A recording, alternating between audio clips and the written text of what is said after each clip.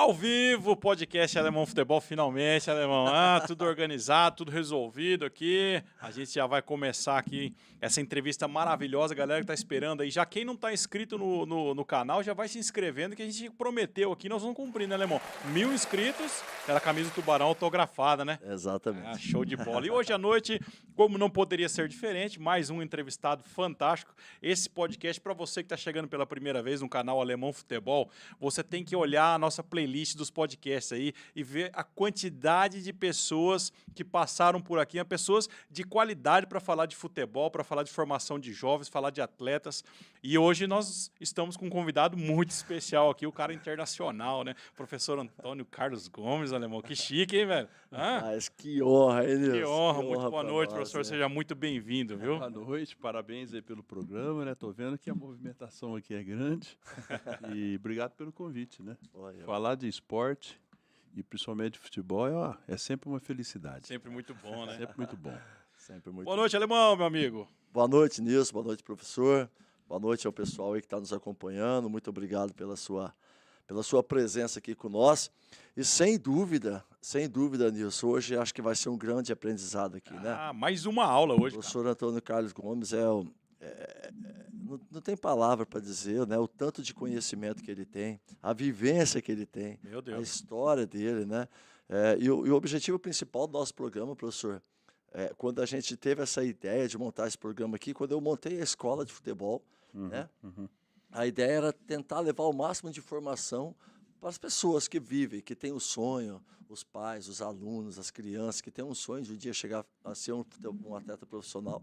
E a gente sabe que não é fácil. O percurso ele é muito árduo, né? Existem várias barreiras para isso, mas também ele é real, né? Ele é real para muita gente. Então, a gente tenta sempre direcionar aqui as formas com que essas pessoas podem trabalhar, buscar para chegar um dia. E o senhor tem uma vivência muito grande para falar não só da área do futebol. Quando eu pensei em trazer o senhor aqui, né, o senhor, né, tem um pleno conhecimento da parte física, né? E quando nós pegamos o nosso primeiro entrevistado aqui, que foi o meu amigo João Paulo, ele é coordenador das categorias menores do São Paulo, e ele falou exatamente um dos fatores principais da dificuldade para os garotos chegar no clube grande é a parte física. Sem dúvida. Por mais que seja novo, a parte física já faz diferença nesse processo, né? Isso aí é o seguinte, na verdade, nos últimos 20 anos, mais precisamente, o mundo começou a desaparecer o talento. E isso é uma normalidade. Nós que vivemos aqui na América do Sul, estamos aqui do outro lado do mundo, esse problema está aparecendo mais fortemente para nós agora. Mas o advento da tecnologia, a chegada da tecnologia nas famílias, na sociedade, ela tirou as crianças do que mais nós precisamos, tirou as crianças da atividade motora. As crianças elas não se movimentam o necessário em casa. Ela não vai mais para a rua, ela não tem mais como enriquecer a capacidade motora dela, porque ela não faz mais os movimentos, não brinca mais na rua, não joga pedra mais aqui ou lá, acolá, né? Quer dizer, as crianças estão voltado com a tecnologia. Então, o que aconteceu? Antigamente, nós num clube desportivo, vôlei, basquete, futebol, etc. e tal, quando nós recebíamos o garoto lá, o garoto já vinha com uma certa condição motora e nós não precisávamos mais oportunizar a atividade motora. Nós entrava já no desenvolvimento dela e aperfeiçoamento. Hoje, os clubes vão ter que fazer o papel que a rua fazia. As crianças estão dentro do apartamento, desce no elevador, entra no carro, vai para a escola. Sim. Né? Não tem mais aula de educação física nas escolas, ou seja, diminuiu muito. Então, nós não temos mais. O nosso talento está difícil da gente encontrar o talento. Perfeição. É bem isso, né, Alemão? A gente vê bastante isso. Você está com a escola aí, um projeto de formação da molecada no futebol, falando especificamente do futebol, né, que é o que a gente vive ali direto. E a parte de coordenação, em geral, em tudo, né? A questão de toda a estrutura fisiológica, física ali da molecada tá tudo alterado, tá tudo muito diferente, tá mais difícil de se trabalhar, né?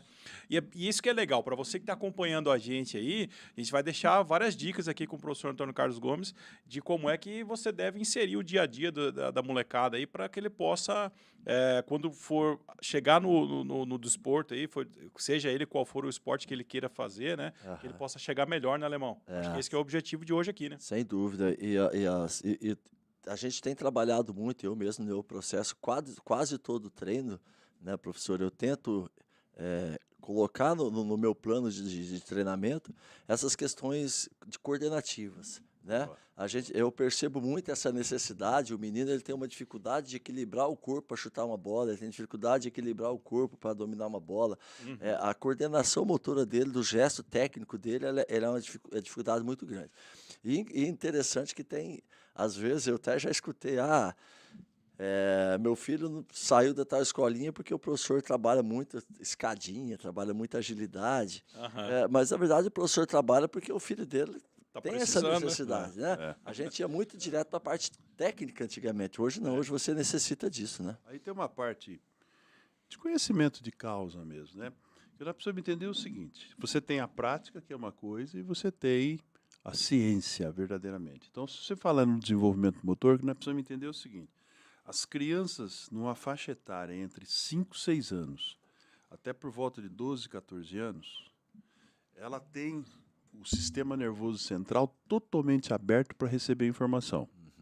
Então, você pega o cérebro, nós temos uma região no cérebro que chama córtex cerebral, que é a parte baixa do cérebro, é o almoxerifado, onde, nessa faixa etária de 5, 6 até 12, 13 anos, toda a informação motora que você dá, ela vai sendo armazenada.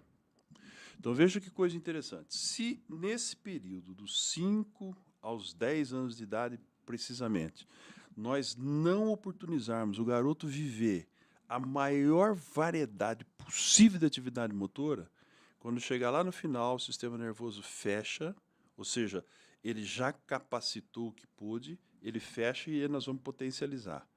Se ele viveu movimentos diversificados, ele tem um vocabulário motor muito grande. Então, eu vou potencializar uma riqueza de movimento.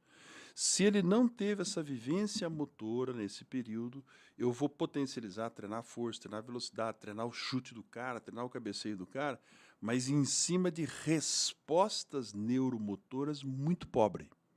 Então é aquele cara que vai correr muito, vai ser forte, vai ser aquele volantão, mas ele vai jogar ali aos 12, 14, 16, quando chegar aos 18, 19 anos de idade, vai aparecer um treinador como o alemão e vai dizer, pô, ele não joga em cima, ele não joga no profissional.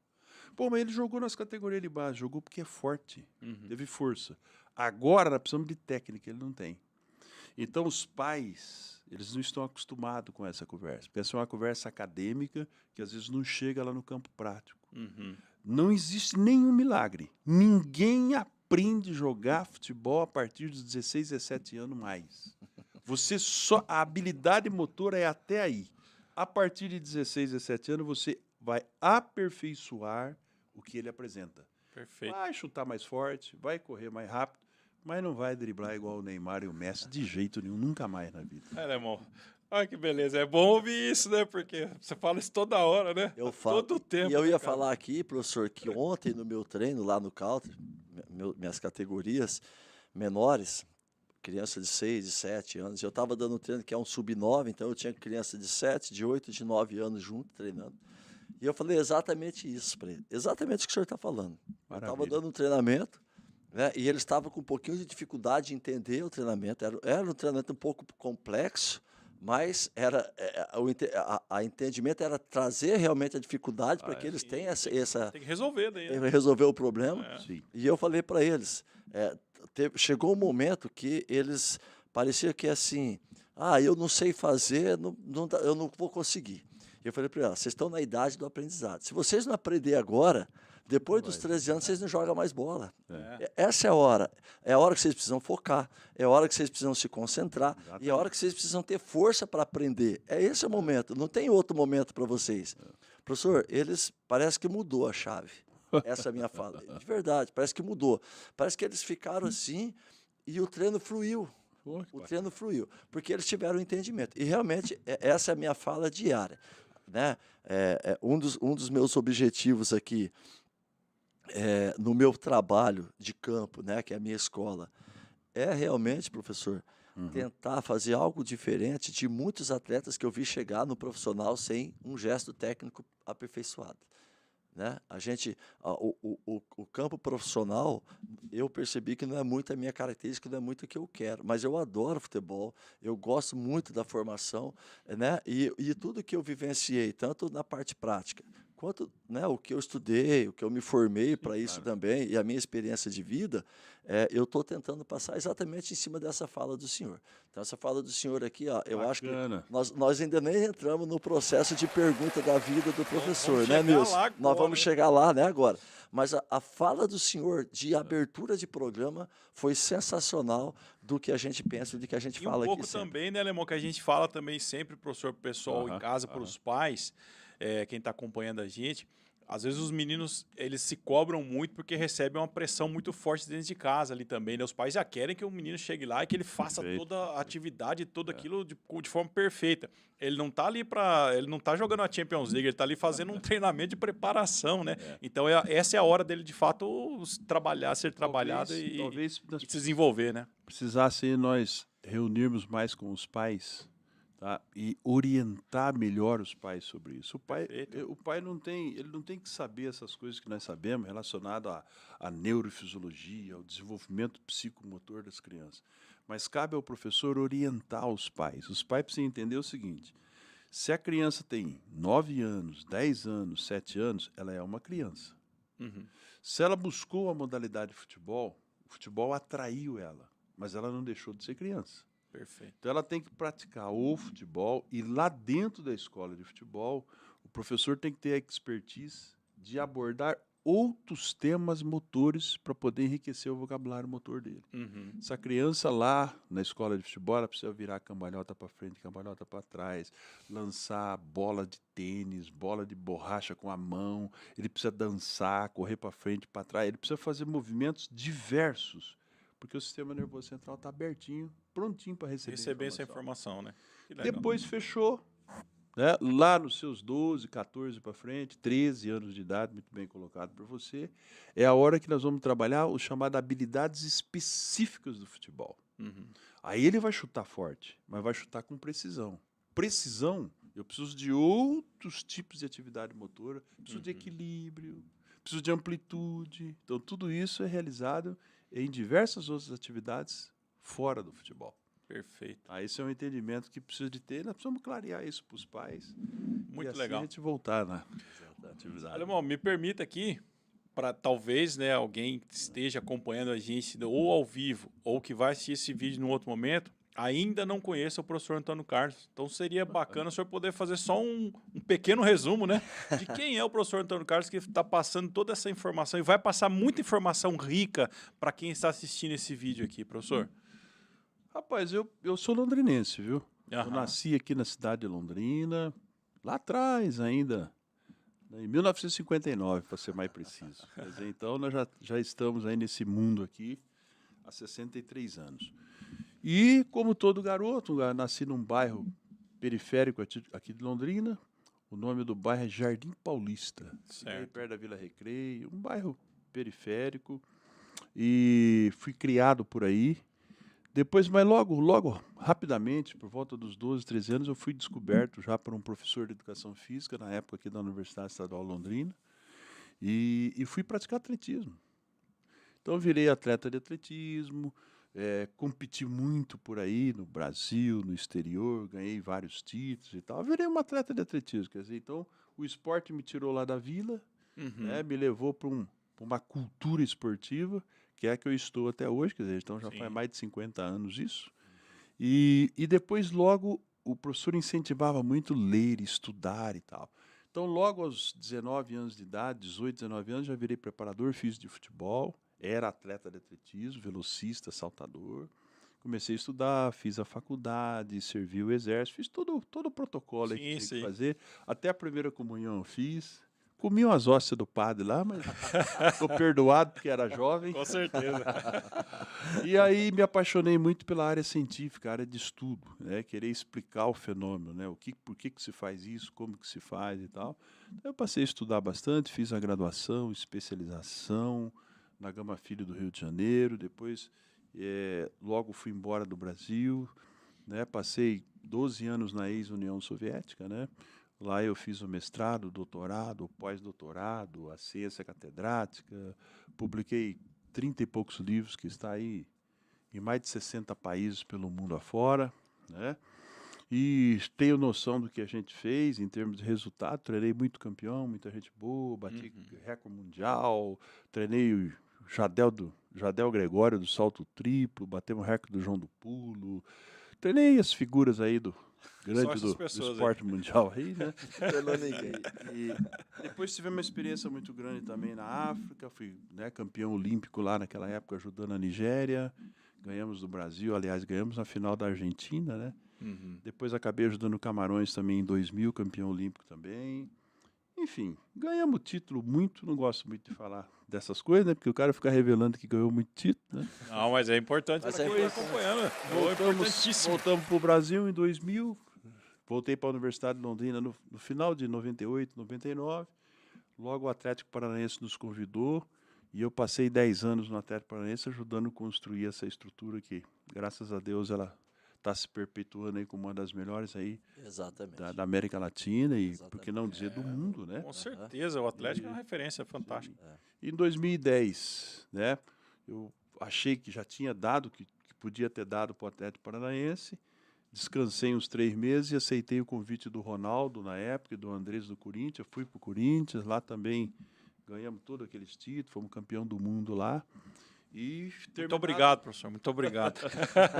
Terminado aquele momento lá, eu fui para o Comitê Olímpico do Brasil, que era um outro desafio. Nós tínhamos Jogos Olímpicos 2016 para fazer, fizemos os Jogos Olímpicos, conquistamos os nossos objetivos e continuo ainda no Comitê Olímpico até agora, né, coordenando a Academia Brasileira de Treinadores. E essa semana, como vocês devem ter visto falar aí, eu assumi a coordenação de cursos da CBF. Então, nós vamos mudar todas as licenças, isso tudo. E nessa toada, aí vim aqui, ajudei a Londrina no ano passado que eu pude, né? Foi bacana, um time da minha cidade que eu nunca tinha podido estar aí. Eu acho que o ano que vem, o ano passado, nós fomos até onde pudemos. E nesse momento agora não consigo compartilhar as atividades da CBF com Londrina. Então, vou tentar ajudar um pouco a CBF, porque é uma abrangência maior. Claro. A formação de recurso humano, acho que a gente pode contribuir nisso aí também. Então, são os caminhos da vida aí. Por meio da CBF Academy, né? Da CBF Academy, sim. Que realmente, a gente falou bastante já sobre os cursos da CBF aqui, né, Alemão? A gente acompanha bastante, eu fiz curso lá também já de marketing e vendas no futebol. E a gente vê que o portfólio hoje disponível de cursos aí da CBF Academy é muito grande. Então, quem quiser buscar qualificação dentro da área de esporte aí, está muito bem servido, né? Hoje até compartilhei contigo um catálogo novo lá de curso que eu recebi, né? Da CBF Academy. Realmente é diferenciada, né? A ideia lá é o seguinte, os cursos, as licenças Pro, A, B, C e os cursos nossos, eles são validados para o Brasil. Os nossos cursos ainda não têm validação para o mundo. Sim. Então, a nossa tarefa agora, esse ano, e até o final do ano, a nossa tarefa é refazer o projeto pedagógico. Eu estou indo aí à Suíça daqui uns dias. Nós vamos apresentar para a FIFA e Conmebol para que os nossos cursos tenham vale também para o mundo. Porque legal, o treinador brasileiro hoje, se ele sair do Brasil com nossos cursos, vai trabalhar na Itália, não tem valor, ele tem que fazer o curso novamente lá. E é muito caro isso tudo. Tem que fazer o da UEFA, né? Tem que fazer o da UEFA. O da Argentina tem valor na Europa, né? O da UEFA, o da Argentina já está validado. Já está validado, né? O nosso ainda não. Então nós vamos validar o nosso, porque eu estou reestruturando de tal maneira que o nosso curso vai ficar mais forte que o próprio curso da UEFA, né? Que legal. E aí nós vamos validar isso aí e acabar com esse problema. Até no último programa que nós tivemos, nós recebemos aqui o Paulo César. Ele trabalha hoje na No Paris Saint-Germain. Trabalha no futebol feminino do Paris Saint-Germain, jogou na seleção, vários clubes, e ele está lá com um projeto também social e como auxiliar técnico das categorias sub-19 do Paris. E ele fez um comentário muito em cima disso. Ele disse que fez a licença B no Brasil e fez o curso da UEFA na própria França, lá. E ele falou que a diferença entre um curso e outro é absurdo. Estava muito grande. Que o curso do Brasil estava muito abaixo do que ele vivenciou no curso da França, né, da UEFA. Né? Realmente, acho que precisava falando especificamente do curso de treinador, né? Até nesse sentido aí de ter uma validade fora, né, professor? Para você poder ter... Um país pentacampeão do mundo não consegue, né? É possível, né? Ter nenhum curso de formação de treinador. Não é possível que a gente não saiba nada, né? E alguma coisa está acontecendo. Porque, veja bem, faz 28 anos, nos últimos 28 anos, nós ganhamos uma Copa só. Chegamos à final de uma Copa só. Então, está tendo uma lacuna nisso aí. Muito grande. O mundo inteiro, pelo menos eu vi isso na Copa do Mundo agora, o mundo todo estava indicando o nosso time como um finalista. Uhum. Nós tínhamos lá 26 dos melhores craques do mundo e não conseguimos passar essa quarta de final. Uhum. Então, alguma coisa nós precisamos mexer. Recursos humanos é uma coisa que tem que ser aperfeiçoado o tempo todo. Toda hora, né? Inova toda hora. Toda hora. Então, nós vamos reformular esse curso aí. Se Deus quiser, em breve nós já estamos com um dos melhores cursos do mundo aí. Eu não tenho dúvida. Sem Eu já estou feliz. Vamos fazer. Nossa Senhora. Importantíssimo. Importantíssimo. Bom, para quem não sabia, né? Eu já sabia, professor. Tá aí o professor Antônio Carlos Gomes, essa pessoa maravilhosa, profissional competentíssimo. Todo mundo que tá mandando mensagem aqui, né, irmão, só elogiando, né? Só falando bem, tem ex-alunos São seus os amigos. Não, galera que acompanha aí sabe muito bem do seu trabalho. Mas aí dentro do futebol, vamos buscar um pouquinho alguns dos trabalhos que o senhor realizou. Mais fortemente, de fato, foi o Atlético Paranaense e na época do Corinthians ali, né? Mas o que exatamente o senhor levou para esses clubes aí que fez com que eles tivessem essa virada de chave que foi fantástica, né? Pô, essa pergunta sua, ela é sensacional. Porque provavelmente quem está de fora não consegue entender bem como é que funciona isso, né? Uhum. Você fala, bom, o camarada cria um departamento de ciência do esporte dentro de um clube de futebol. O que faz isso? Uhum. Isso faz o quê? Né? Então, na verdade, é o seguinte, é como se fosse um hospital, você tem um hospital e você tem um centro cirúrgico. Naquele centro cirúrgico a coisa tem que acontecer, se não acontecer ali, Sim. como é que vai ser? É mais ou menos isso. Na verdade, hoje um clube de futebol desse, opera dentro do clube uma série de funções. Você tem desde o treinador, o assistente do treinador, o preparador físico, né? Você tem o fisiologista, o nutricionista, o enfermeiro, o podólogo hoje, biomecânico, bioquímico. Então, conforme o tamanho e o poder financeiro do clube, ele tem uma equipe multidisciplinar muito grande. Certo. Essa equipe multidisciplinar, normalmente, eles contratam os melhores especialistas de cada área para trabalhar. Tá. Até aí está tudo certo. Tudo certo. O que acontece é que a equipe multidisciplinar no esporte, no Brasil, ela começou a crescer e ser muito forte nos últimos 20 anos. Certo. Então, vou pegar um exemplo interessante. Apesar de nós nos apoderarmos da equipe multidisciplinar nos últimos 20 anos, o resultado do esporte brasileiro não melhorou muito. Os clubes estão equipados, os clubes estão cheios de gente com competência e faz 20 e poucos anos que nós não ganhamos mais a Copa do Mundo. Uhum. Então, alguma coisa está errada. Está acontecendo isso aí. Vou pegar um outro exemplo. Em 2012, o Brasil foi 17º nos Jogos Olímpicos de Londres. Tá. Nós fizemos Jogos Olímpicos em 2016 no Brasil. Sim. Gastamos 5 bilhões de reais e ganhamos 19 medalhas. Custou 5 bilhões 2 medalhas. Não houve evolução. E nesses últimos anos, muita gente de equipe multidisciplinar apareceu neurociência, nego estudando o cérebro do cara e tal, e não converge em resultado. Uhum. Por quê? Porque não basta você ter somente os profissionais dentro do clube, você precisa ter um método, uma metodologia que cria a unificação desses trabalhos, senão eles não convergem em resultado. Tá. A minha função é a função de direção da equipe equipe multidisciplinar que atua no clube. Ok. Tá? Criar essa unicidade entre as funções. Por exemplo, um médico. O médico, normalmente, ele vai lá, mede a pressão arterial do jogador, estatura, percentual de gordura, pressão arterial, blá, blá, blá.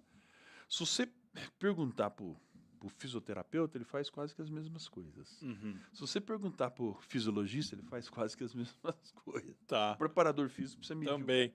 Então, o que acontece? Acaba que esse pessoal no clube, o jogador tem uma estatura de 1,70 m com o médico, com o fisiologista 1,68 m, com o preparador físico 1,00 m. Então, porque isso não tem uma metodologia.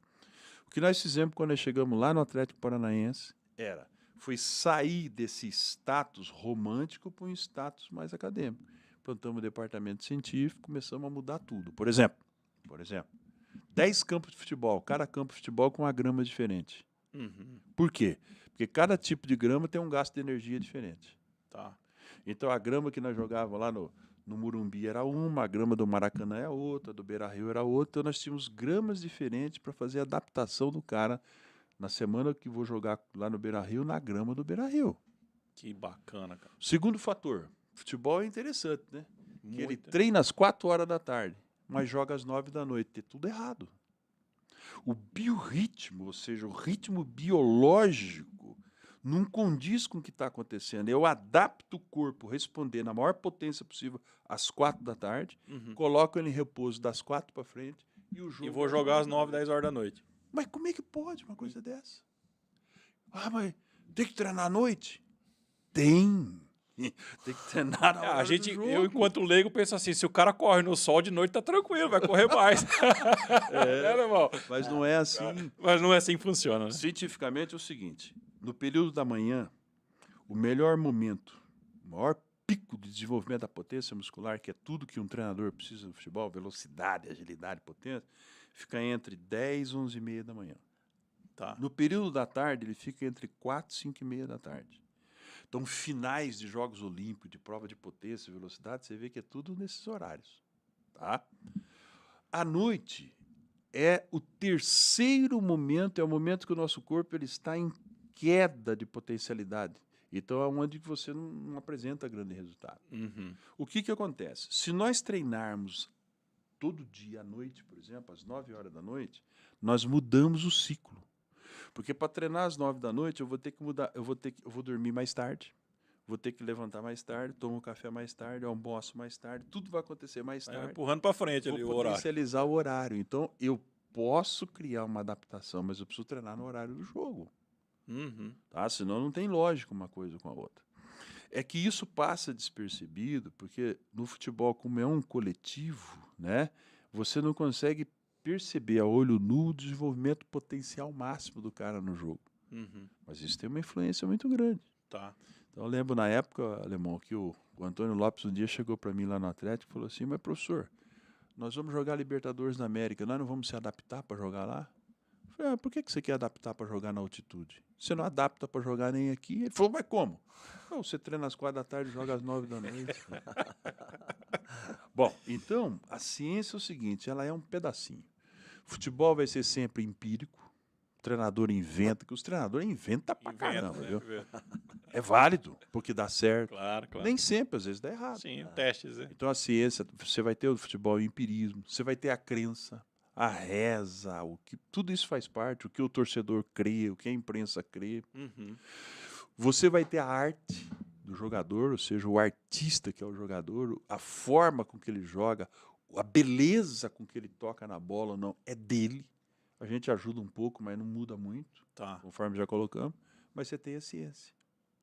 Então não existe o futebol sem ter pessoas. E se tem pessoas, tem que ter ciência. Perfeito. As pessoas pensam, né? Então a psicologia, por exemplo, né? As pessoas pensam, as pessoas sentem dor, as pessoas correm, trabalham num estresse danado toda quarta, todo domingo, o cara tem que mostrar resultado. Então a parte científica ela vem para analisar isso, para ajudar o treinador, dar informação para o treinador. Então é mais ou menos por aí que a gente formata esses atletas olímpicos em outras modalidades e o futebol é uma modalidade como qualquer outra, né? Perfeito. Ela só é um espanto, né? Uma coisa de massa e tal, mas ela tem que ser uma modalidade tratada como qualquer outra modalidade olímpica. Se a gente tratar dessa forma, nós vamos para o alto Vai ter rendimento. resultado. Se a gente tratar na emoção como nós tratamos hoje, o dirigente, o Uhum. treinador, o jogador, a torcida, nós vamos passar mais 25 anos, 30 anos sem ganhar. Só no vamos, O senhor não dá acha certo. que isso tem muito a ver com o perfil do brasileiro? Tem. Eu falo para o senhor assim, ó, é difícil de lidar com as pessoas, hein? A falta de comprometimento dos atletas. E não estamos falando das crianças hoje, não. Tô lembrando Quando da eu minha estava turma lá no também. profissional. De forma geral. De forma geral. A falta de comprometimento, a falta de concentração. É E, absurdo. principalmente, a falta de entender e respeitar o comando.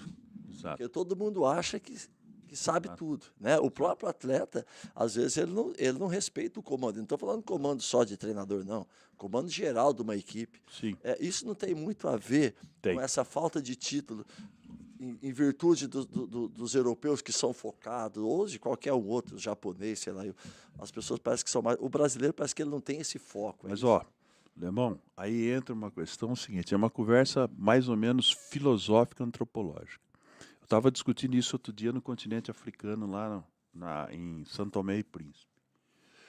Cultura sul-americana, cultura brasileira. Nós não temos cultura para esporte de alto rendimento.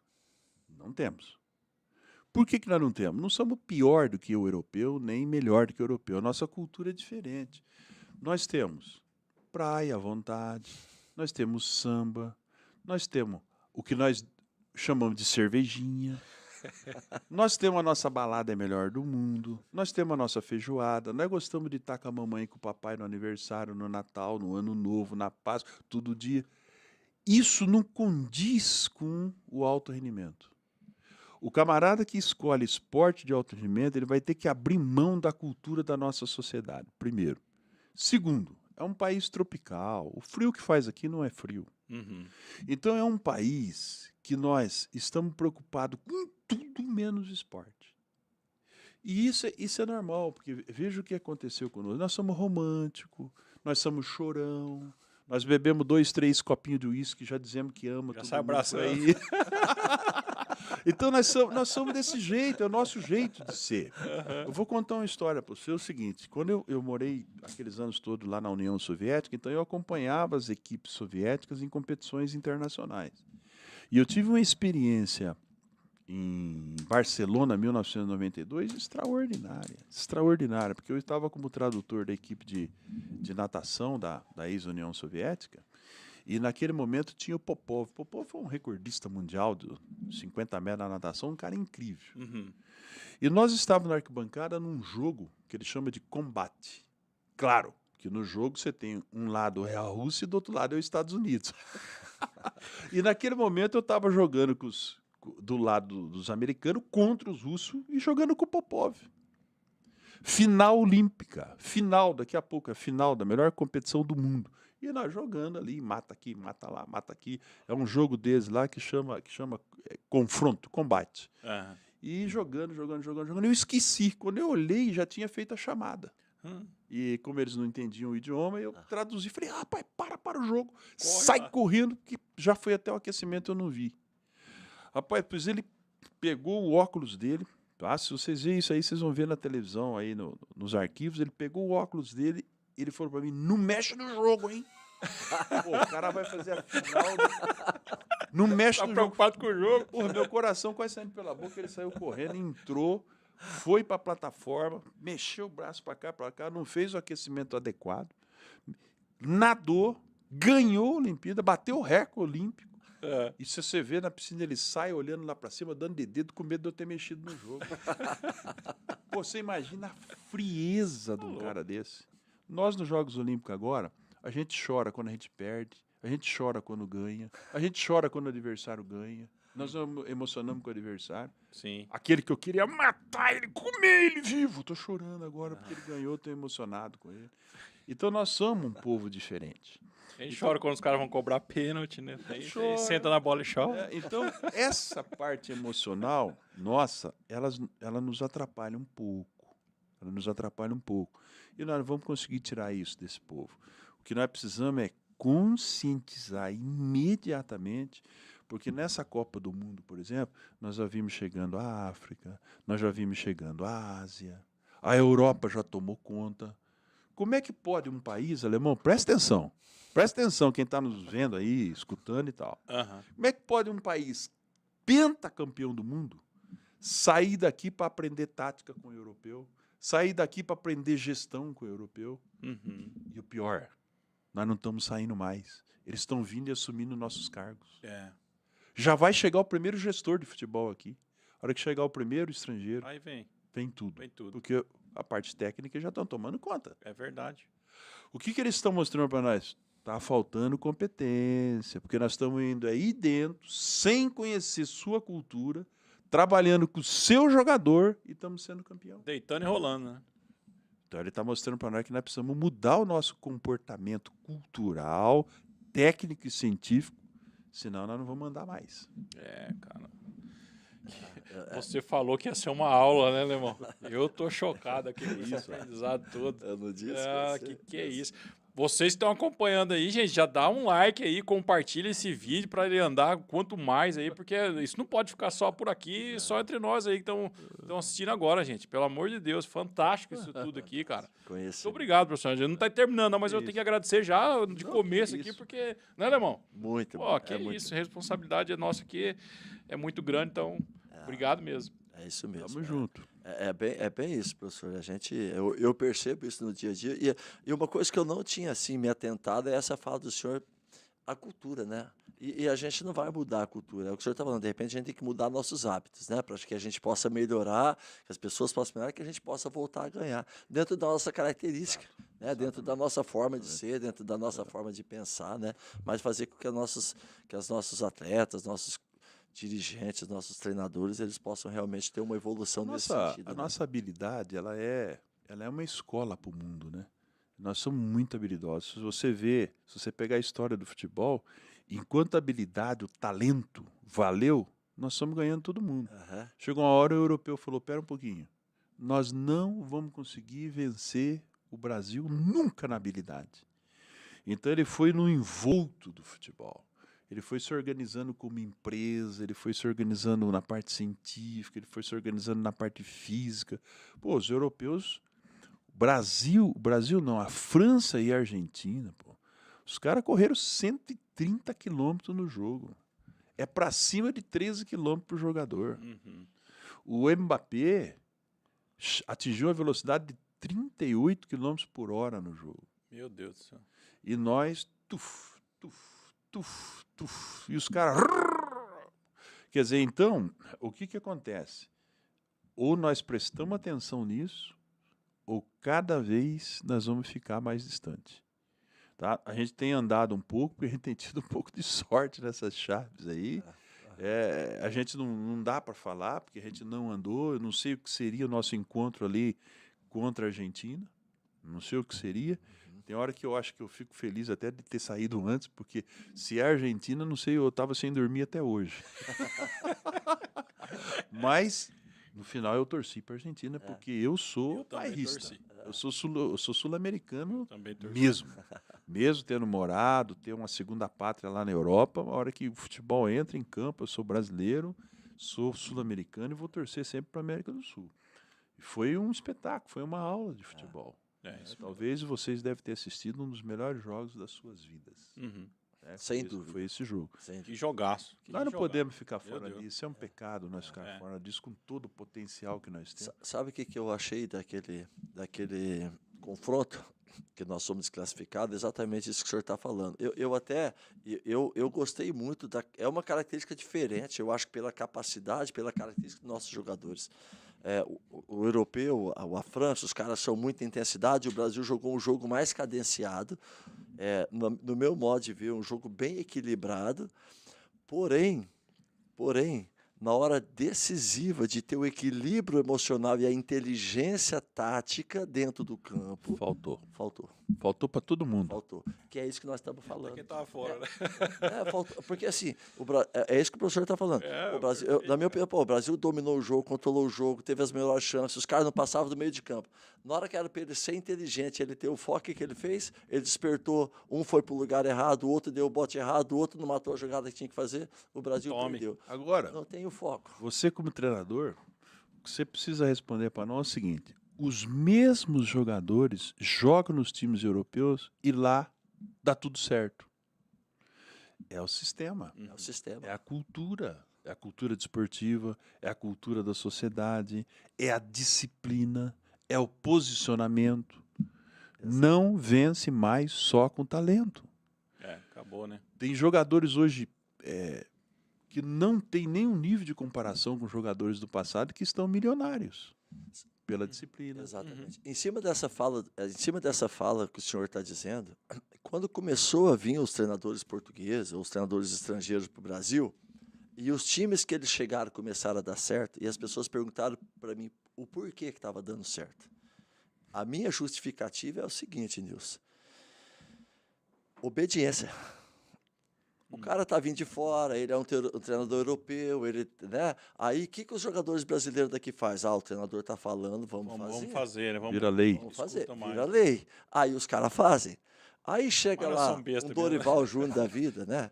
Pô, Não é verdade? Pô, tá louco. Espetacular o Dorival. Fantástico. Espetacular. Baita Cara de treinador. inteligência. Com certeza. O próprio doido do Gaúcho, Aham, o Renato Gaúcho, tem o jeito dele, mas ele é um cara que sabe montar bem as equipes dele. Sim. A equipe dele joga em velocidade, joga em transição, joga bem apoiado, né? E entre outros. Aí que os caras falam, esse cara aí, né? É brasileiro. Essa leitura, professor, é exatamente essa leitura que eu estou fazendo e que eu fiz quando os treinadores começaram a chegar. Não é porque o treinador brasileiro é ruim e o estrangeiro é melhor, não é porque o jogador brasileiro não sabe fazer. Ele é desobediente e ele é preguiçoso. Então, quando chega alguém que tem um status, que o cara veio da Europa, o cara é isso, o que eles fazem? Então, esses jogadores que o senhor falou, que jogam na seleção, que lá fora eles fazem tudo que é pedido, chega no Brasil, parece que eles não obedecem taticamente. Tá de férias, né? Vai para a seleção, tá de férias. Vamos curtir eu acho que o isso é o sistema brasileiro. Isso aí, você sabe que eu costumo dizer sempre nas discussões na universidade, né, com os acadêmicos, o seguinte. E aí, vou deixar essa aqui para quem está nos vendo aí, para você, que gosta da área. Eu acho que na parte tática, técnica e tática, não tem muita coisa mais revolucionária. Uhum. O mundo todo, todos os treinadores do mundo já sabem o que é técnica, o que é tática, conhece todas as variáveis, conhece todas as estratégias. Chegou num platô que ninguém vai criar uma coisa tática inédita que ninguém vai saber mais. Não tem mais como. Então, todo mundo sabe igual. Onde é que está a diferença? Está na aplicação desses sistemas na atividade. E aí entra a parte cultural, entra a disciplina e tal. Então, são os detalhes que estão fazendo a diferença. Então, você pega, por exemplo, na fala de alguns desses treinadores estrangeiros que estão aqui no Brasil, vou citar mais precisamente o caso do Abel, você vê que ele tem todo o sistema sob controle. Ele está de olho em tudo, na imprensa, na arbitragem, ele sabe falar com o torcedor, ele sabe falar com o jogador, ele sabe dar o recado para a diretoria, ele tem tudo sob o controle. Então ele não é o melhor do mundo na técnica e tática. Pode ser até que nós tenhamos pessoas aqui que entenda igual ou melhor. Mas o somatório de fatores é que está levando ele ao pódio na frente dos outros. Então nós precisamos nos reciclar, trabalhar. Nós precisamos aprender. Isso é um trabalho, é uma equipe formada por ele? O senhor acha que é um trabalho de equipe que faz ele ter todas essas sensações inteligentes de saber trabalhar com a torcida, de saber trabalhar com a imprensa, de absorver, né, as cobranças ou os elogios ou qualquer coisa que seja? Você sabe que isso é um trabalho de equipe? Isso aí é um outro ponto interessante. Porque equipe nós temos em todos os clubes, né? Sim. E não está acontecendo a mesma coisa. É o método. Ele tem um método, ele tem a metodologia. Tá? Ele tem a metodologia. Então, quando você fala em metodologia, parece um negócio muito complexo. Mas ele tem o sistema na mão. Ele faz a equipe trabalhar dentro do sistema. Não está cada um dando tiro para um lado. Isso está acontecendo uma unificação desse trabalho, com certeza. Eu acompanho isso lá na Europa, eles são bem assim. Todo mundo fala a mesma linguagem, todo mundo tem o mesmo entendimento, todos têm que ter o mesmo objetivo. Aqui o clube tem um objetivo, a comissão técnica tem outro objetivo, a comissão administrativa tem outro objetivo. Não tem uma filosofia unificada no desenvolvimento de atleta no país. Entendi. E quando o senhor fez o trabalho que o senhor fez no Atlético Paranaense e no Corinthians, foi exatamente isso que o senhor fez? Por quê? O que o senhor fez acontecer. No Atlético, o senhor fez acontecer. Tanto no Atlético... Saiu da água para mim. Foi mais ou menos isso que o Abel está fazendo no Palmeiras? Foi o que o senhor levou para essas equipes? O Atlético Paranaense nós temos que dar os créditos, né, que precisa ser dado. Primeiro eu encontrei um presidente ambicioso, corajoso, um cara que não teve medo do desafio. Tá? Quando nós conversamos a primeira vez, ele falou assim: professor, eu sei que o Atlético Paranaense nunca poderá ter a maior torcida do mundo. Nós não seremos o maior clube com torcida no mundo. Eu fiquei escutando, ele completou a frase: mas podemos ser o melhor clube do mundo. Eu posso não ter a maior torcida, mas posso ser o melhor clube. Posso ser o melhor para a nossa torcida, né? Aí ele disse: bom, eu estou falando em mundo, porque nós precisamos pensar em mundo. Agora nós vamos começar, primeiro nos estabelecer e ser o melhor do estado. Depois nós vamos ser o melhor do país, depois da América Latina, e vamos dar nossos passos. Poxa, se você vê que o projeto caminhou. Falei para ele: olha, isso tudo que você está dizendo, nós temos que sair da cultura do futebol contemporâneo, do futebol brasileiro, do futebol do grito, de jogar um pedaço de coisa no torcedor. Nós vamos ter que mudar isso completamente para que isso realmente possa se convergir. Ele falou: então vamos fazer o que tiver que fazer. Nós fizemos um projeto grande, um caminho muito grande. Nós queríamos jogadores com formação, então criei uma escola dentro do clube. Os jogadores estudavam lá dentro, tanto da base como o próprio profissional. Levamos os profissionais para a universidade. Então, o jogador da base que tirava uma nota baixa, 2 notas vermelhas, não podia participar de jogos oficiais. Então, nós começamos a trazer os caras para estudar.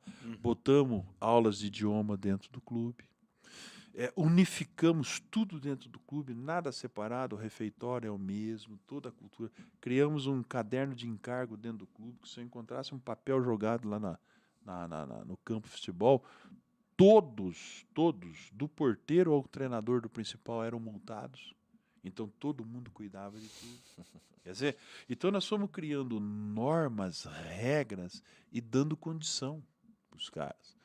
Então, isso foi criando uma cultura, uma linguagem muito igual. Criei um manual de linguagem. Então, não tinha jeito de você falar assim: olha, dá um pontapé na bola aí. Não. Vamos chutar a bola, vamos fazer um passe. Então, o porteiro sabia o que era um passe, o treinador sabe o que é o passe, o médico sabia o que era um passe. Então, nós fomos criando uma cultura bastante diferenciada. E o investimento foi bacana, a venda de jogador foi muito grande. Criamos um protocolo de seleção de talento. Tá? Eu lembro muito bem que quando eu cheguei lá, os 3 primeiros anos, eu avaliei 3.000 garotos. Rapaz. E ficaram dentro do clube 12 garotos. Meu Deus do 3.000 garotos custou para o clube R$5 milhões. Então, quando eu apresentei isso, o presidente Petralha me falou assim: mas não é possível gastar 5 milhões. Eu falei: é possível. Não, mas não é possível um negócio desse. Fez só 12? De 3.000, só 12? Eu falei: olha, nós selecionamos muita gente. Porque os dados científicos do mundo mostram que é 0,000001%. Então, de 3.000, era para ter selecionado 3. Eu tenho 12, 13. Ah, professor, isso não pode estar certo. Só que 6 deles renderam a bagatela de dinheiro para o Atlético Paranaense, quis 5 milhões. Não é nada mesmo, né? Virou nada. Virou nada mesmo. Tá? Então, o nosso país é muito grande, então nós tivemos que abrir. Hoje isso já mudou. Hoje nós temos matriz de seleção, temos um modelo matemático. É possível hoje eu fazer o prognóstico de evolução desse garoto. Eu já consigo saber biologicamente, nesse momento, através da impressão digital, qual é o potencial do cara. Então nós estamos num outro padrão hoje. Mas na época isso não. Diferencia, né? Na época ainda era no olho. Olha, irmão, nosso chat aqui tá explodindo, cara. Professor, vamos dar uma licencinha pra gente poder dar pelo menos uma boa noite pra quem tá falando com a gente aí, né, irmão? Importante, tem bastante e tem gente pergunta aqui. também pro senhor aqui, pra gente Tem. fazer. Manda aí, Lemão, quem que você identificou aí que é seu Rapaz, parceiro aí? fala aí, mas eu vi aqui, eu dei uma passada aqui, o Alencar Chicão, Fábio Zucante de Nova Esperança, meu amigo, Moacir, Gilney, André Souza, Paulo Oliveira, que eu não... O Sabiá. Sabiá tá aqui. O Sabiá agora devia estar dormindo. Não, O Sabiá ele dorme. falou para mim, professor, que o senhor está devendo uma porção de... Ele mandou uma mensagem hoje para mim, falou assim, ó, fala pro professor, ele está devendo uma porção de peixe lá no Pesque Pague, lá onde Esse menino aí é uma joia. ele gosta de... Uma joia. E tem um aqui que falou comigo também, um amigo meu de Nova Esperança, Barbosa. Não é Barbosa. o nome dele não, Barbosinha. Ah, tá verdade, você respondeu aqui, bom? né? Tá aqui, gente boa demais, tá bom? O Alencar tá com a gente aqui. O Alencar que tava em Londrina, tá no Grêmio Prudente agora. Sim. Tô mandando um abraço aqui, elogiando. O Alencar aprendeu muito com o É senhor. um profissional que eu conheci aqui no Londrina, não o conhecia, e estou muito surpreso. Numa primeira oportunidade que eu tiver aí numa escala internacional, esse rapaz precisa ser indicado. Ele sabe trabalhar, sabe coordenar. Se der condição a ele, a coisa vai embora. Ele é fantástico, ele é sensacional. Precisa de espaço, de autonomia poder Exatamente. trabalhar, né? Garcia tá aqui. Carlos Alberto Garcia, só ele, né? Grande, Só ele tá aqui, ó. Esse eu sou fã. Todos nós. Suzana Lucas, Moacir Chaves, que é do Sebrae, aqui, ó, nosso parceiro patrocinador, Suzana e o Moacir. O Rodolfo Biasi deixou uma pergunta aqui, grande aqui, vou fazer ela logo em seguida aqui, porque ela volta para essa questão aí da formação da pessoa e tudo mais, aí vai ser legal a gente comentar sobre ela, né, Alemão? Quem mais está aqui? Roberto Cordeiro Batista, parabenizando a gente. Newton Afonso, Bárbara Machado, de novo aqui o Alencar, Jefferson Oliveira, Marcos Grassi. Um pouquinho em cima aqui, o Eduardo Leia Henrique aí. Oliveira. O Eduardo é o Du, da minha parceria lá com o Fute da Talentos. Fute Talentos. Eu montei uma parceria com os meninos da Fute Pô, Talentos abraço. ali. Né? Obrigado, Sim, Du, tá parceirão participando. aí do né? Alemão. O Jefferson Oliveira é o narrador da Norte FM. Rapaz, a nossa audiência tá chique demais, hein? Ó, Poxa Carlos vida, Alberto gente, Garcia, maravilha. Alencar, Gente boa. Jefferson Oliveira. Pelo amor de Deus, rapaz. O Geraldo Luiz Souza é o Duli. É nosso diácono da nossa paróquia. Que legal. Diácono Duli. Sensacional. Que legal. Pensa numa pessoa, uma família. Pessoa maravilhosa. espetacular. Dirceu também. Dirceu Vivi. Yasmin Dantas, minha filha. Essa é minha filha. A audiência lá em casa tá bombando hoje, ó. Falando que tá muito interessante. Isso aí, filhão. Paulo Oliveira, sou eu, professor. Acho que é o Paulinho. Paulo Oliveira. É meu aluno de personal, que eu dou uma trabalho de personal com ele. Acho que é ele. Que Paulo legal. Oliveira. Tem uma pergunta interessante do Marco Grazi. O Marco Grazi é meu primo de Jacutinga. De Jacutinga. Ele mora em Campinas, faz um trabalho em Campinas lá. Trabalha numa empresa em Campinas, mas ele é de Jacutinga. E o Gilney tá aqui também, viu, Lemão? O Eu Gilney, vi ele lá pra cima, Gilney, lá. Ele meu mandou um cunhado, abraço lá aqui. pra cima, Ele tá em Gilney. todas com a Tá em gente aqui. todas. Vamos ler. Manda lá, vê a do Marcos aí, a gente faz Manda aí, depois a do lê Rodolfo. você consegue. Ó, Deixa eu ler aqui. Tá. Professor, nós sabemos que a tradição olímpica soviética russa, comprovada pelo incrível quadro de medalhas desde a época Da União da Soviética. União Soviética, é algo incontestável. O que explica tanto sucesso? Bom, primeiro uma questão bacana, uma questão muito bacana. Vou te colocar uns dados. Como é que é o nome dele?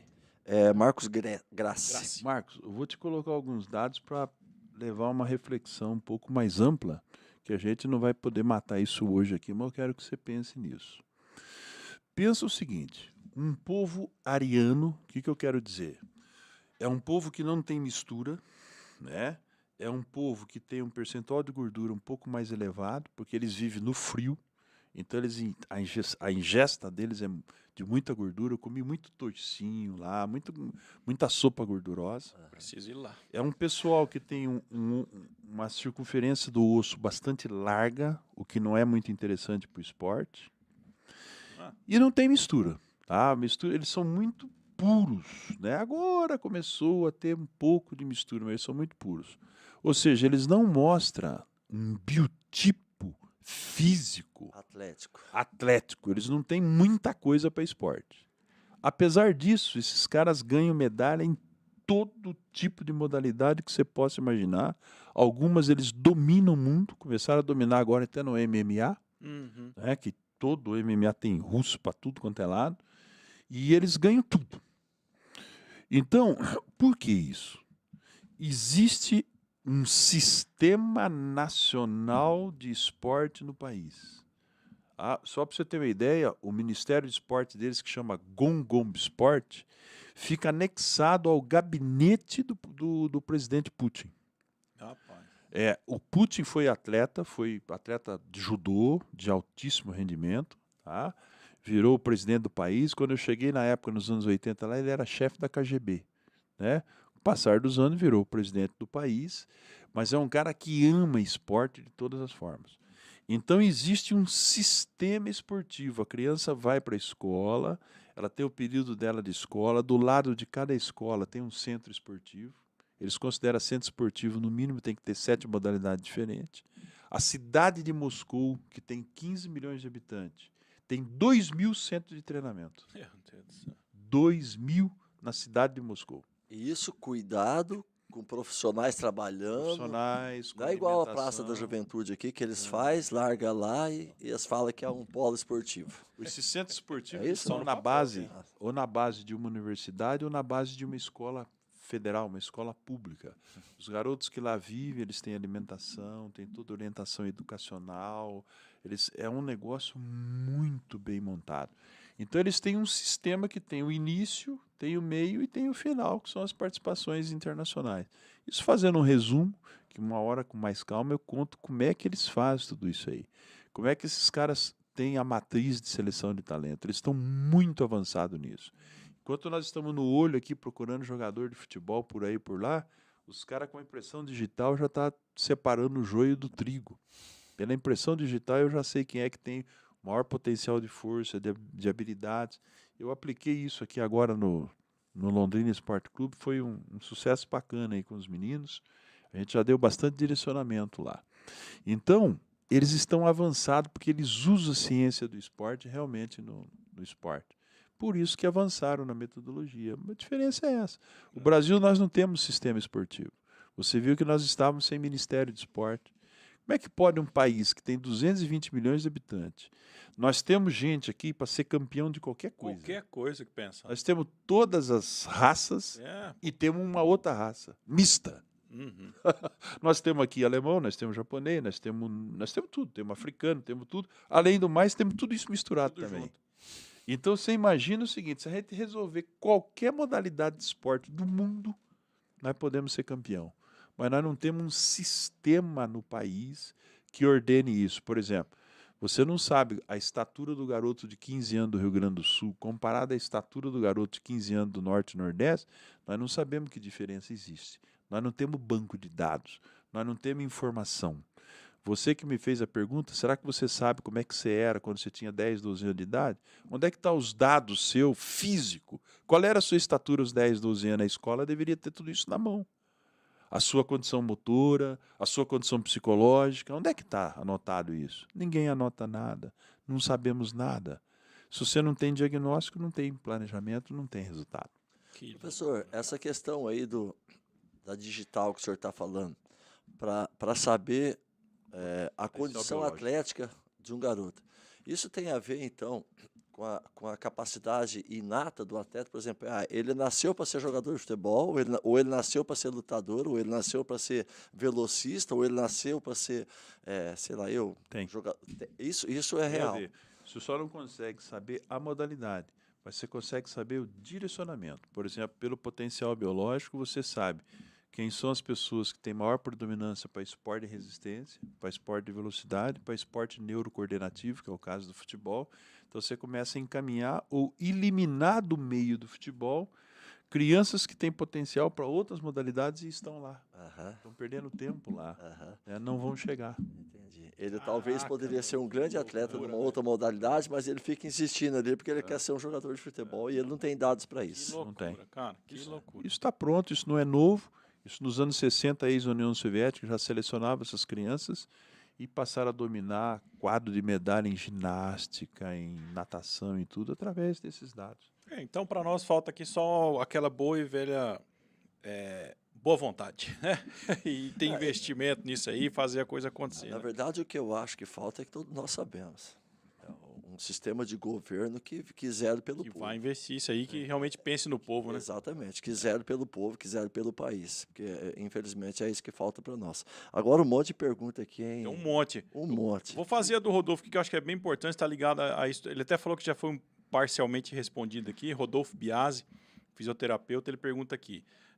Hoje já se realiza estudos que buscam conhecer as histórias de vida dos jogadores. Ele está perguntando, né? Se já existe isso desde a sua vida fetal e seu desenvolvimento. Porque sabemos que da influência dos traumas emocionais no corpo físico. Sabemos que os músculos sofrem com essas cargas de traumas vividos. Isso não seria importante? Isso é muito importante. Existem alguns estudos, alguns cortes, a gente chama de corte transversal, Rodolfo. Por exemplo, a Unicamp, a Universidade de Campinas, tem alguns estudos na biblioteca que chamam atenção.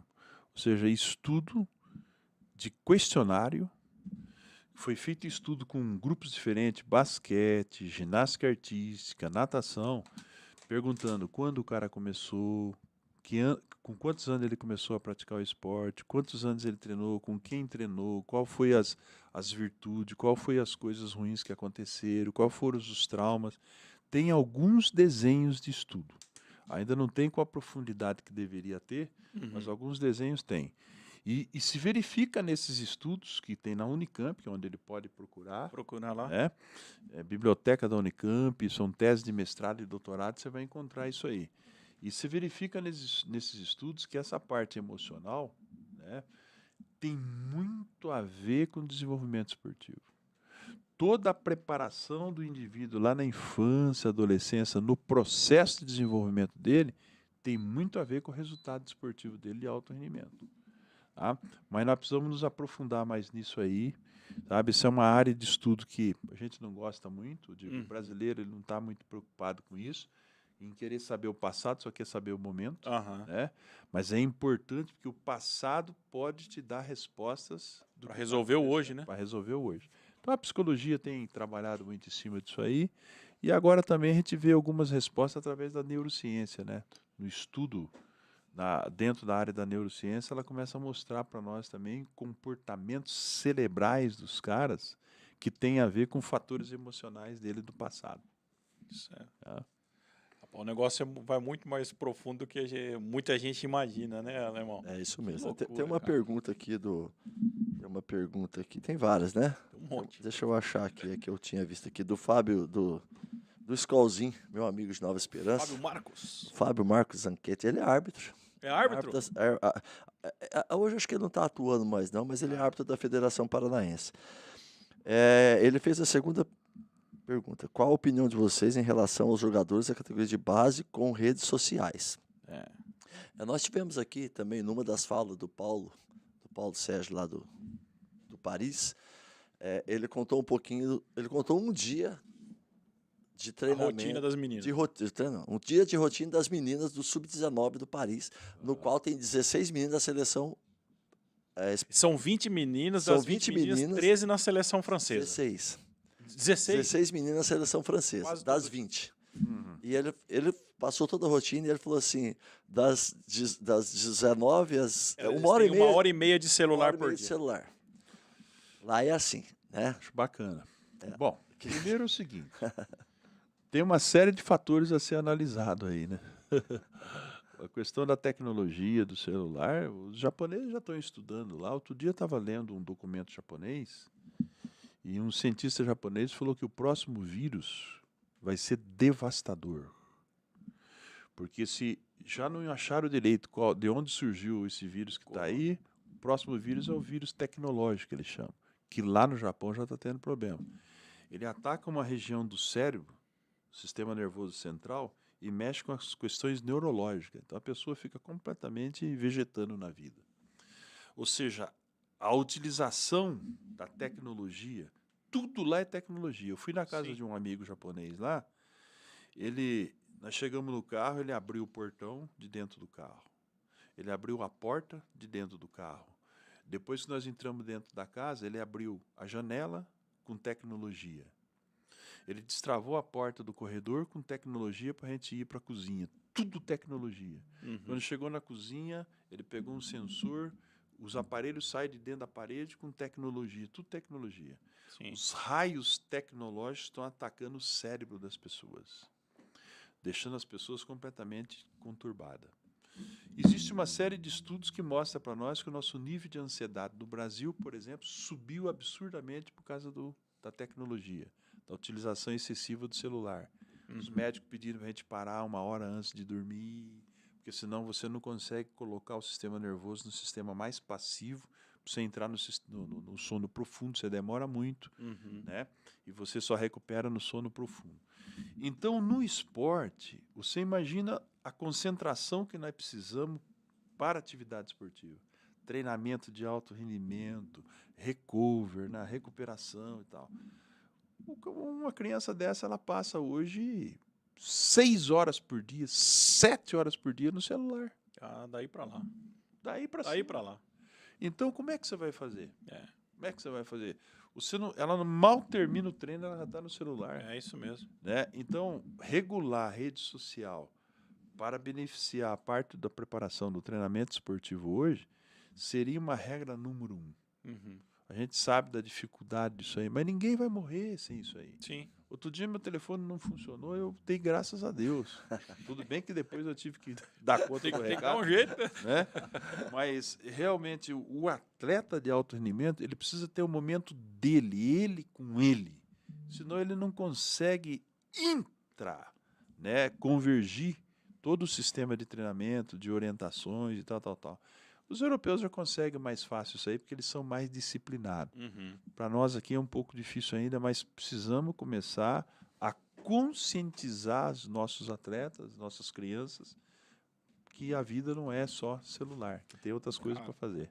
E tem que ser um trabalho em conjunto, né, professor? Precisa ser Esse família. Não é só quem está à frente, Nilson.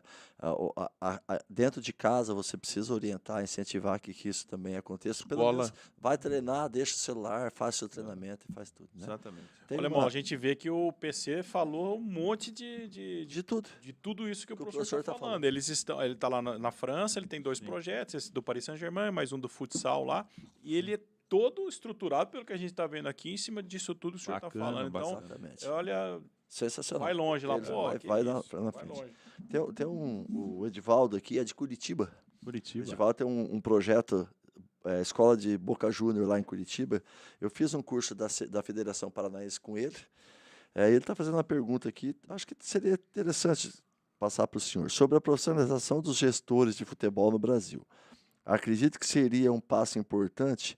Qual a opinião do professor em relação a essa questão? Boa pergunta. Boa pergunta. Eu acho que vai ter que começar pela base dos gestores, os que querem ser gestor, porque tem que começar a formar, no meu entendimento, porque tem uns mais cabeça dura aí, é difícil, viu? Exatamente. Olha, você sabe que, para mim, a área da educação física, ela perdeu num certo momento aí, nessa história dos últimos 20 anos, ela perdeu o comando nisso aí. Bom, primeiro é o seguinte, o que é ser um gestor de futebol? O que é ser um gestor no esporte? O que é ser um gestor no esporte?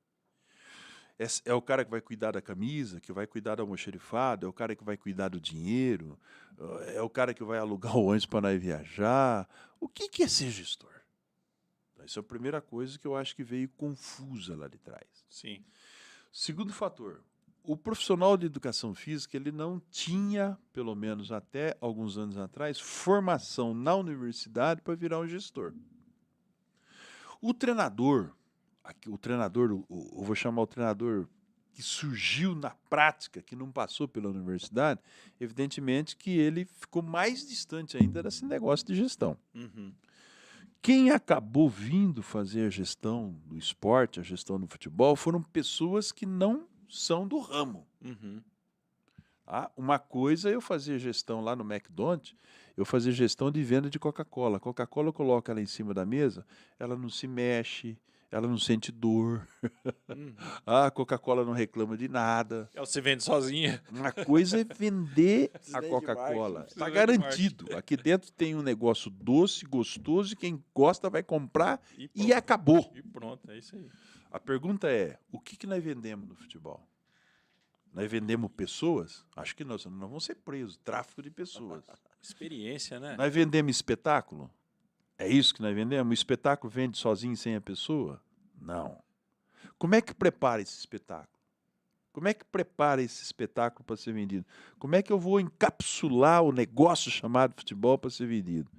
Então, na minha visão, o futebol ele tem uma concepção muito pobre.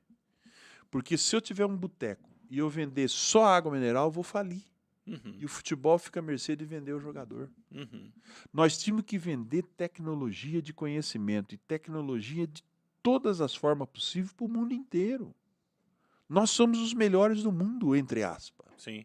Se nós somos os melhores do mundo, como é que nós não vendemos bola, nós não vendemos material esportivo, nós não ensinamos os caras como fazer a gestão do futebol, nós não ensinamos como é que faz uma seleção de talento, nós não ensinamos como é que treina técnica, tática. Quando eu chego em São Paulo ou na Bahia e vejo uma escolinha do Barcelona, me dá uma tristeza profunda.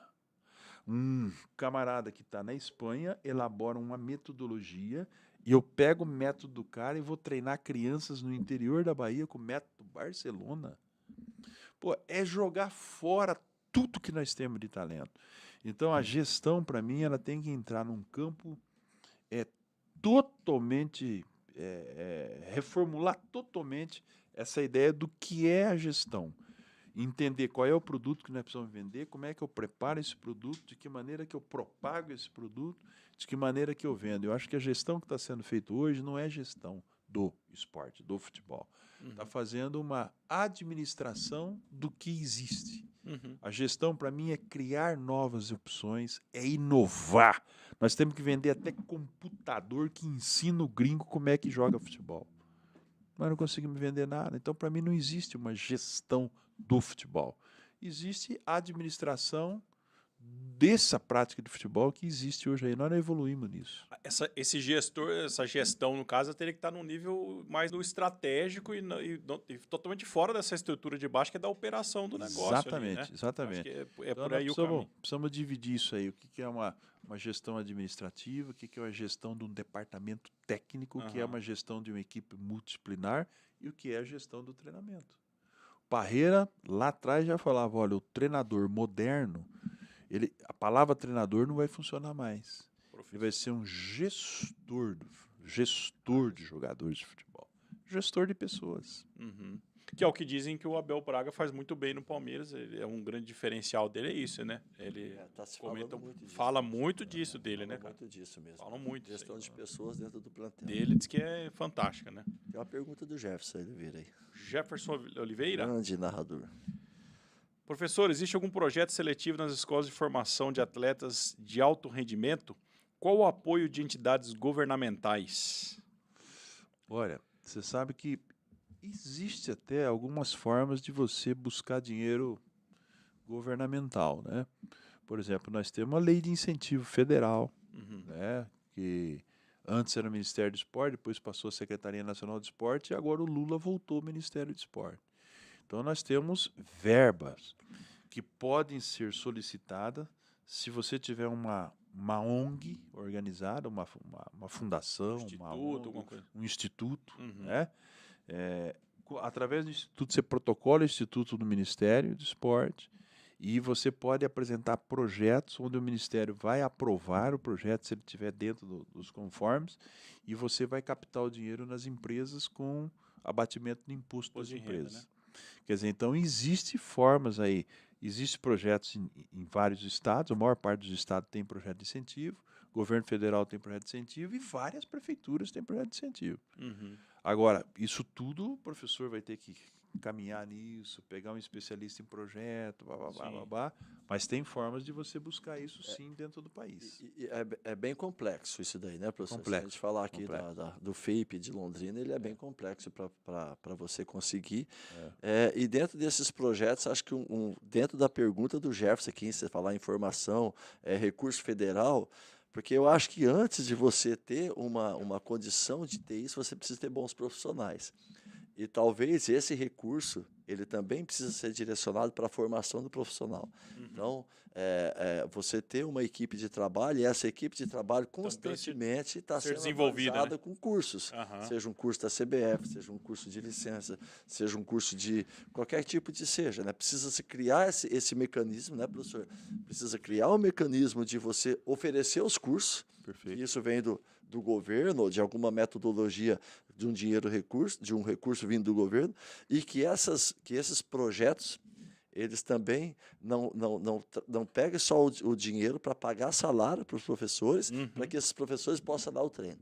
Existe também uma formação atualizada necessária para que seja feito um bom trabalho. Não pode parar de estudar nunca, tem que ir evoluindo. Exatamente. É o que a gente está falando desde o começo aí, realmente faz todo sentido, Alemão, porque senão vai vir o dinheiro, logo isso aí vai dar em nada, né? Bem dizer, né? Agora, uma dica que tem que ficar para essa turma é o seguinte, pessoal, precisamos aprender a montar o projeto, onde a gente consiga apresentar uma metodologia que convença as pessoas que vai fazer investimento a investir no projeto, né?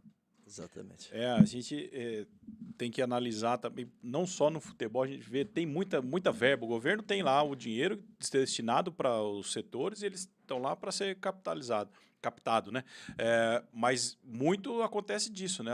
A prefeitura vai atrás, o estado vai atrás, alguém vai atrás, o recurso não vem porque o projeto está fraco, mal montado, e aí não tem como defender um projeto daquele, o dinheiro não vai vir mesmo, né? Para isso o dinheiro é difícil sair lá. Nesse momento é difícil. Fernanda pergunta. Fernanda Lucas é minha esposa. É minha esposa. Ela vai fazer pergunta para você. Não, para o senhor, professor. Ela deve estar perguntando que hora você vem, né? Chega de papo furado aí e vem embora. O que o senhor acha dos cursos da CBF, que a CBF oferece de capacitação de treinadores, se ele realmente capacita? Talvez ela não tenha pego o começo da nossa conversa aqui, né? Mas a pergunta dela é boa, porque o que eu estou percebendo, né, acabei de assumir lá agora, que eu estou percebendo é que os cursos não formam o treinador, ele informa o treinador. São coisas diferentes. Ele vai dando informação. É a fala do PC. Né? As pessoas vão lá, dar um show, você vê pessoas famosas falando, vai embora, mas não transforma. A transformação é uma coisa mais profunda. Então, é com essa ideia que nós estamos escrevendo o novo projeto pedagógico dos cursos. Maravilha. Informar o treinador, transformar o treinador. E aí só é possível se a gente margear um pouco mais a ciência. Não dá para ficar só contando a história, na mesa do bar. Tá? Então nós vamos ter que realmente entender o que é que tem no envolto disso que eu posso utilizar de fato. Então nós vamos tentar formar o treinador. Os cursos vão ter que ser um pouco mais longos, eles vão ter que ter algumas disciplinas que não é habitual do treinador de futebol. Vai ter que estudar um pouco de filosofia. Sem filosofia, você não exercita seu cérebro para crescer. Porque a filosofia ela existe para desbancar aquilo que você acha que está certo. E fazer você pensar em coisas novas. Entende? Então, você coloca a disciplina de antropologia, de filosofia no curso desse, o treinador chora. Não, meu negócio é futebol, meu negócio é futebol. Outro dia eu perguntei para um cara, o que é futebol?